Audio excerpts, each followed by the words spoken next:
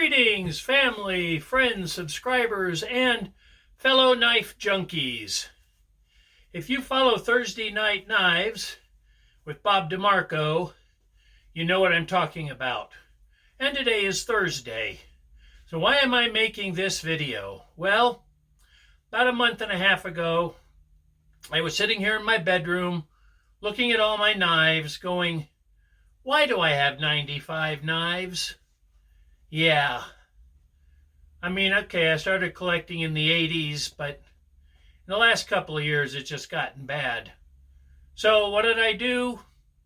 I went out and bought the K-Bar Dog's Head utility knife. Basically the same blade as the UMC fighting knife, but with a different guard and pommel. So after realizing I had too many knives, I decided it was time maybe to sell a few. So I picked 5 knives, and we're going to go over those right now, and then I will post it up on my website, on my YouTube channel.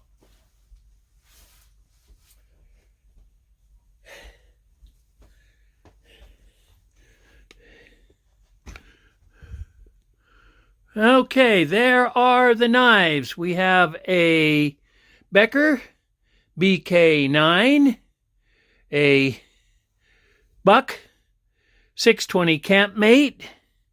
The middle one is a Gerber Armor Hide 425. Then we have a M6 Bayonet, the bayonet that was used to go on the M14, so early Vietnam. And last but not least, a hollow-handled survival knife made in Japan. So let's go over these one at a time. So here is the Becker BK9. What can you say about it? Well, for me, I'm not real happy with it. The sheath is okay. The handle scales, meh. I have added a pivoting belt loop assembly. Makes it easy to get on and off your belt. And the one thing I do like about this sheath is it's ambidextrous. So it doesn't matter what side, whether you have it on your right hip or your left hip, there's a pocket.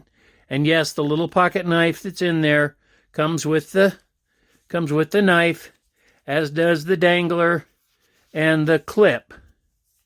She's in great shape. I'll show you that right now.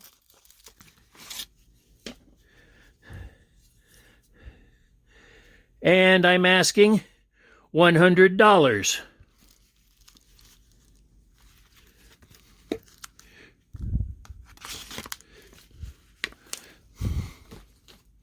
Next is a collector's item, more or less from Buck. This is called the Buck 620 Campmate. And between 1986 and 1992, Buck made a series of their 100 knives with a craton handle, nylon sheath with a plastic liner. Now here's what the blade looks like. And if you think it looks like a Buck General, you wouldn't be wrong. So, blade is exactly the same as the Buck 120 General, just with a craton handle. In very good condition. The sheath does show a little wear and tear, but that's because I did wear it when I was hiking in Yellowstone in 91 and 95 when I worked there. I am asking $90 for this knife. Okay, next. A rare one, but a good one. This is a Gerber, what they call the Armor Hide 425, or A425. Comes with a very nice leather pouch sheath. You can't really see it, but on the back it does say Portland,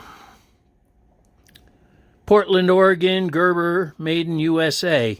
So this is a USA-made knife. Got it back in the 80s. You've got a full aluminum handle overmolded the blade. I don't know what the steel is, other than high-speed tool steel is what I was able to find. Oh, the Buck 120, or the Buck Campmate, that is made out of 425M, as in modified steel. Next, yes, I got suckered into buying a hollow-handled survival knife, but somehow I ended up getting a pretty good one. The sheath is nothing to talk about. It shows where the stone is gone.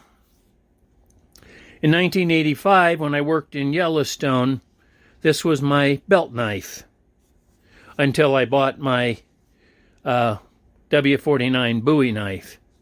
So let's take a look at this beast. It is made in Japan.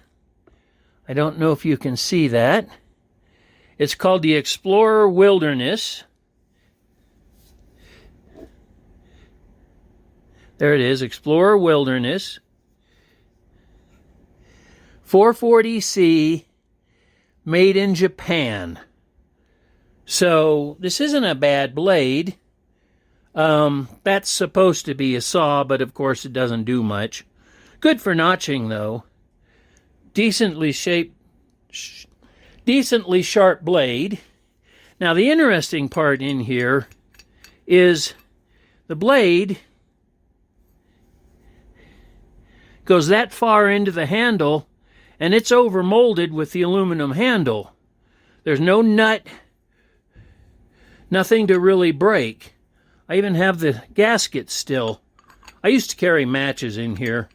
That was all I ever carried. And I am asking $75 for this knife. Okay, last but not least, the US M6 bayonet with the M8A1 scabbard. Now this bayonet was designed to fit the M14 rifle, so very early Vietnam. It is missing the wire hanger, which used to go right here, which used to go in the eyelets of the pistol belt. So it is tight. So here's the overall knife, or bayonet, I should say. There's the mechanism. It's just a push button. And there's where it goes over a stud on the rifle. Handles are in great shape. The knife itself is in great shape.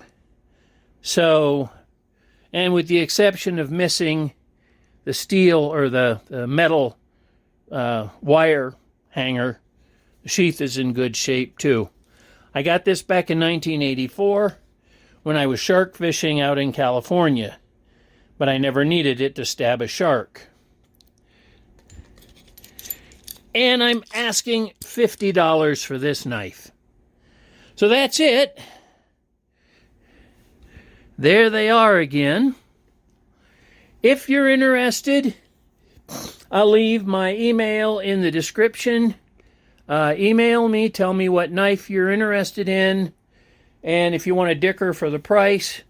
But I do need the money to buy a new battery for my e-bike.